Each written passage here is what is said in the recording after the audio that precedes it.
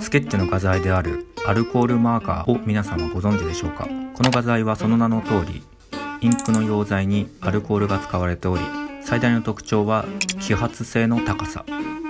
水彩絵の具のように乾くのを待つ必要がなく、スピーディーに色が定着するため、旅先でのスケッチや隙間時間の趣味に最適な画材なんです。今回はそんなアルコールマーカーの中でも今話題のご夫婦を紹介します。格安ですが実力はどうなのでしょうか。こんにちは、社会人イラストレーターのケジオムです。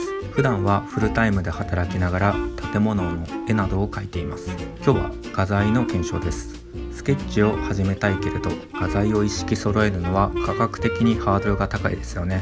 そこで今回はコスパ最強と名高いご夫婦の24色セットをレビューします。まず一番気になる価格について見てみましょう。今回使用するご夫婦の24色セットは公式サイトで3980円でした。一方でアルコールマーカーの最大手であり、僕も愛用しているコピックの24色セットは 11,088 円です。比較するとその差は歴然です。価格面に関してはご夫婦の方が断然安く、約3分の1ですね。もちろんなぜここまで価格差があるのかという疑問も湧くと思います。この理由について考察と検証をすると長くなりますので、今回は割愛します。また別の機会に検証しましょう。今回はあくまで書き味とスケッチでの実用性にフォーカスして見ていきます。では開封していきましょう。ご夫婦は過去にもいくつか購入したことがあるのですが、こうして専用のロゴ入り段ボールで届く点にメーカーとしての細部へのこだわりを感じますね。開けると持ち手付きのしっかりしたキャリングケースが出てきました。中身は24色のマーカー、商品紹介のチラシ、カラーマップ、そして裏写り防止の下敷きまで入っていました。初心者セットとして必要なものが全て揃っている感じです。またこのキャリングケースのサイズ感も良く、カバンに簡単に入るので旅先にも持っていけそうです。すぐにでも描きたいところですが、まずは一番重要なカラーマップの作成をしていきます。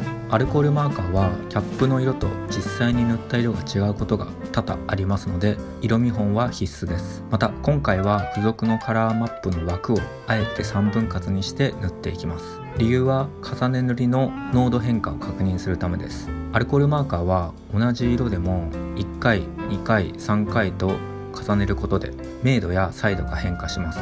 少ない本数で描く場合、この重ね塗りで本数を稼ぐことが重要になるからです。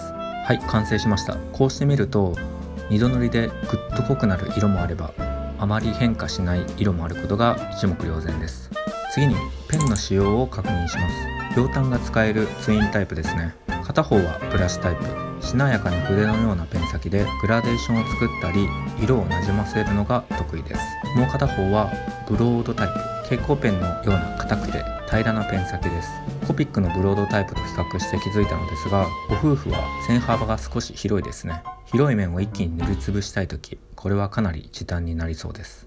では実際にこのペンを使用してイラストを描いていきましょう。今回はこの24色縛りで自動車と建物を描いていきます。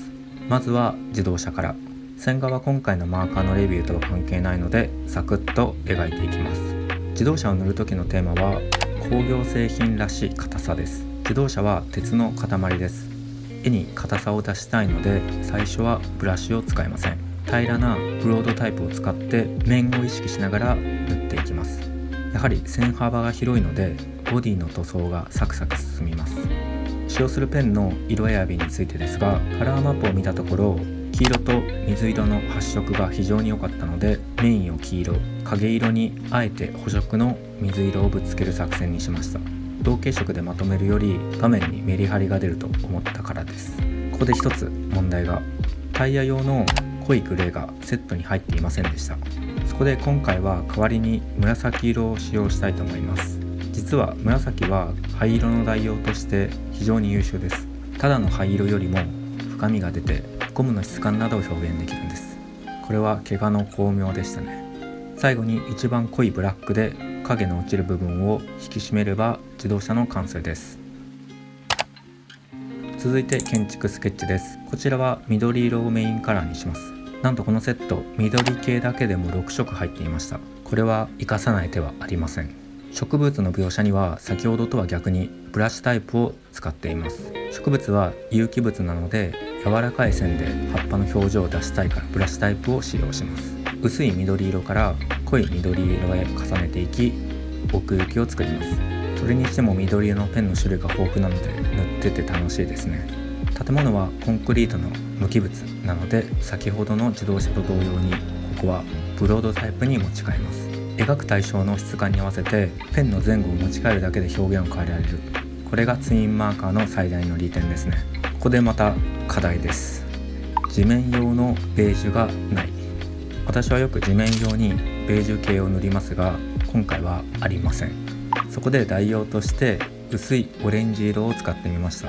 塗ってみると意外と土っぽい温かみが出て地面としても違和感なく馴染みました。限られた手札でどう乗り切るのかパズルのようで楽しいですね。絵は完成ですが最後にワンステップ。使用したペンの番号や色の名前を余白に記憶しておきます。こうしてデータを残すことで再現性が高まります。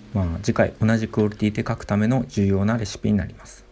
いかがでしたでしょうか。今回はお夫婦24色セットだけで描いてみました。結論、大人の趣味画材として大いにありです。ブラシとブロードの使い分けや重ね塗りによる色の変化など描く楽しさは十分に味わえます。今回使用したこちらのお夫婦24色セットは概要欄に購入先のリンクを貼っておきますので気になった方はぜひ購入してみてください。それではまた次の動画で会いましょう。消しゴムでした。バイバイ。